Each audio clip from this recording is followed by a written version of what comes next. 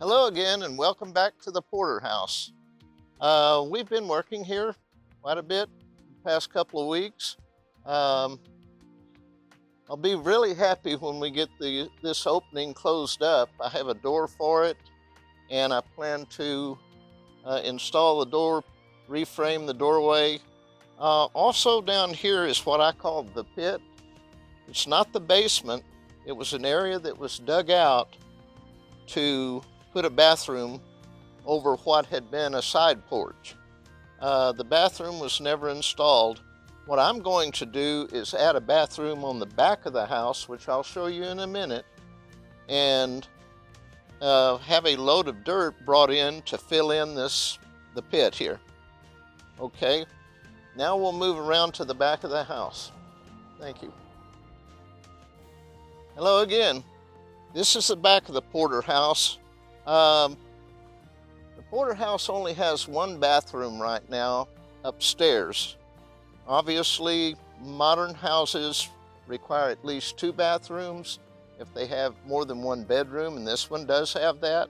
So my idea is to open up this area here, which is a laundry room right now, and to move the laundry and a bathroom over to this area, open up that part of the porch, raise the roof line to where there's at least 7 feet of clearance, but it'll still be underneath the window sills. This window right here will be changed over to a doorway going into the add-on bathroom. That's one of the projects. Now I'll show you another one. Okay, this has been a problem over the past week.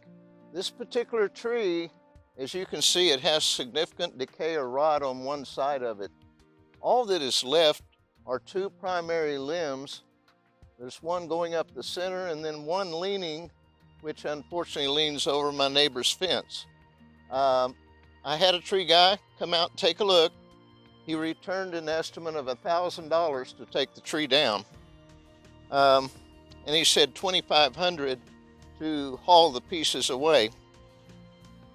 I believe that someone might be willing to do it for slightly less, so I want to see if I can find someone who could do it for less. If not, then I guess we'll go ahead with the $1,000 tree and take it from there. All right, now we'll go inside the house.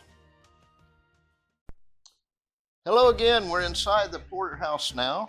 And recently I bought this little measuring tool.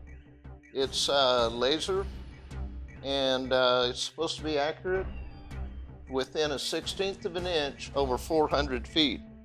Let me put it up here and we'll see how far away that wall is.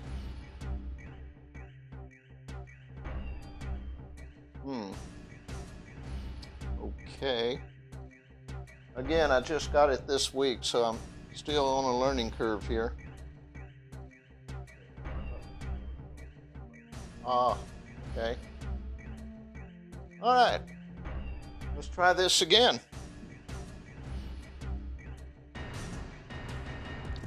Very good. 17 feet, 8 inches, 8 1/4 inches. So it's very accurate. I'll be using this a lot in this house. Let's see how high the ceilings are.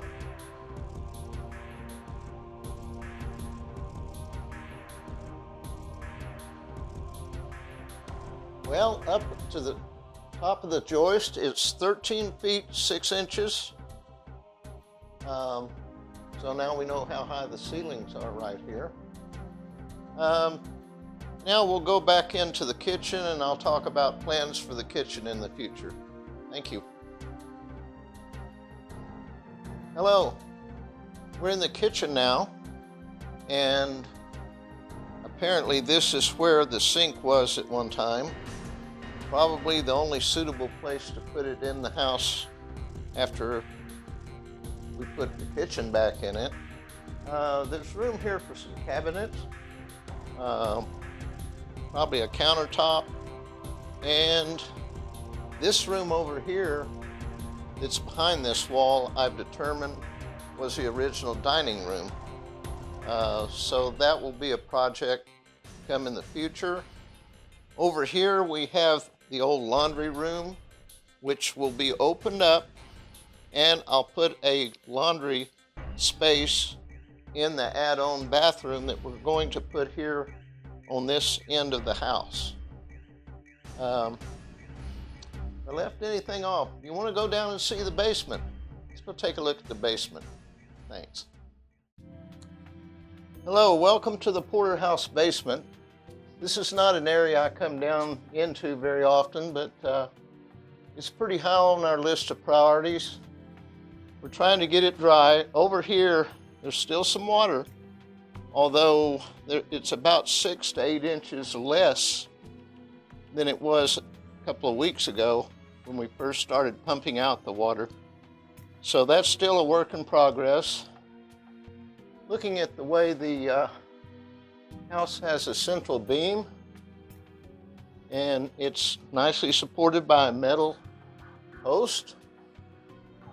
Also, you can see the stone walls here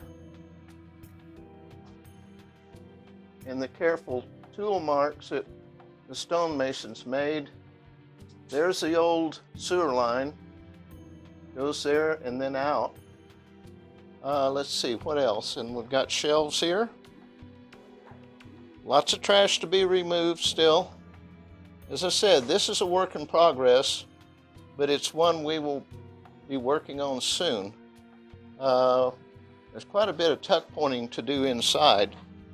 If we can look over here a bit. Now these walls need tuck pointing. As you can see, the mortar has come loose in a number of places, so its support function is compromised. Same thing here. That's an area that we'll be working on soon, but we've got to get the water out first. Let's see, anything else in here I need to tell you about? It looks like there's a couple of ceramic tiles down there. I found a bucket full of ceramic tiles that came apparently from the mantles that were in the house. They took the mantles, but they didn't take the tiles. So now I have them.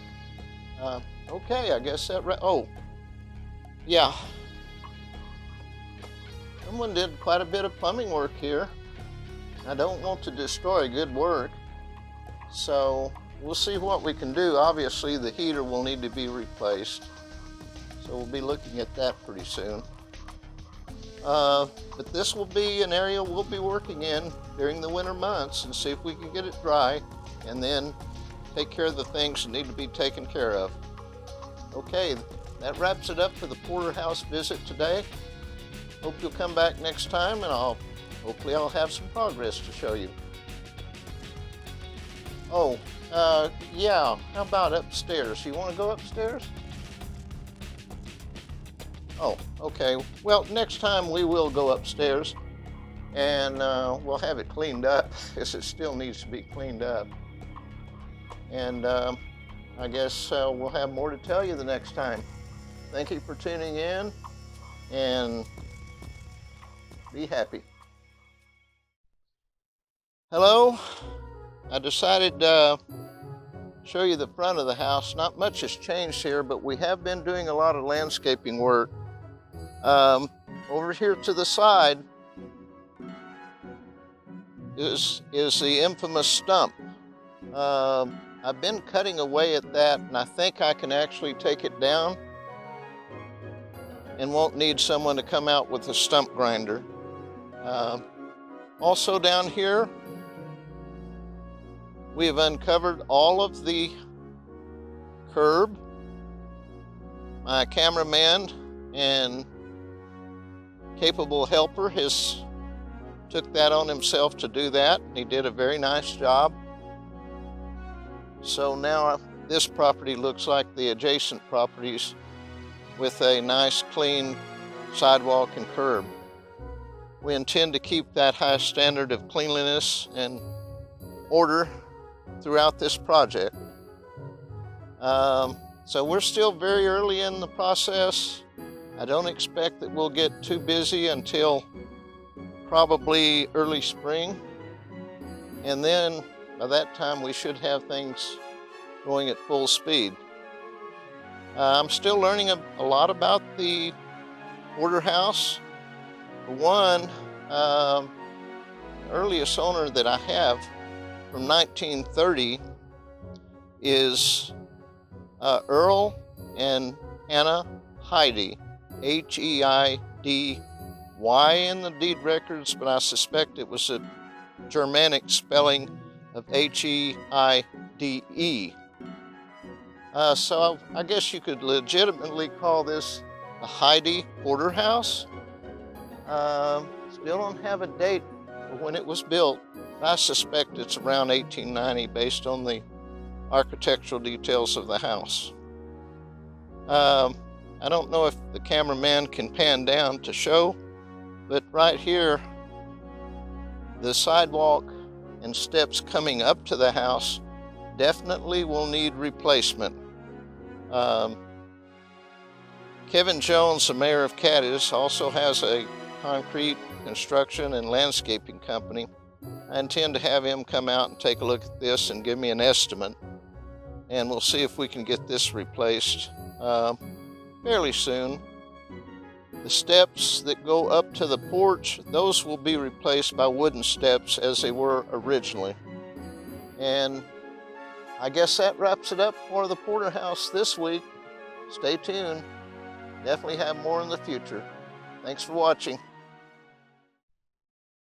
The porterhouse is part of a historic neighborhood in Scio, Ohio, that was centered along College Street. College Street at the end had the college itself. Scio College, for pharmacists were trained. Unfortunately, it closed about 1910 and was demolished in 1911. However, the neighborhood that sprang up to serve the college remained. These are some of the houses that are left that probably belong to people associated with the college. And as you can see, this is very picturesque terrain, very hilly. There's still some nice houses here. They're a little bit faded. They need attention. They need caring new owners. And I hope in restoring the porterhouse that it will stimulate interest in this area and bring others to restore the historic homes here. There were more houses across the street, but that area has been prone to flooding over the years, and there are fewer houses left today. However, on this side of the street where the porterhouse is located, it is more intact. Neglect is probably the worst problem that it's had over the years. There have been a few demolitions, but not enough to destroy the character of the neighborhood. I have high hopes for this, and I'm staking my life savings on it. So we'll see how it unfolds. Thanks again for tuning in. Come back.